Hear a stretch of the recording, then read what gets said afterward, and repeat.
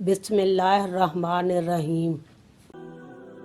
मिशकात शरीफ के मुताबिक हदीस नंबर 298 अबू हुरैरा रज़ियल्लाहु तआला अन्हु से रिवायत है कि रसूल अल्लाह सल्लल्लाहु अलैहि वसल्लम कब्रिस्तान तशरीफ़ लाए तो फरमाया, इन घरों के रहने वाले मोमिनों, तुम पर सलामती हो।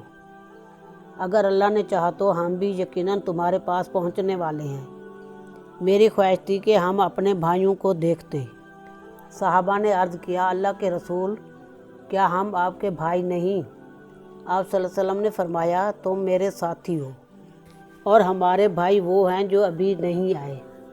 सहाबा ने अर्ज़ किया, अल्लाह के रसूल, आप अपनी उम्मत के उन अफराद को कैसे पहचानेंगे जो अभी नहीं आए और वो बाद में आएंगे? आप सल्लल्लाहु अलैहि वसल्लम ने फरमाया, मुझे बताओ, अगर किसी शख्स का सफ़ेद टांगों वाला और सफ़ेद पेशानी वाला घोड़ा स्याह घोड़ों में हो तो क्या वो अपने घोड़े को नहीं पहचानेगा?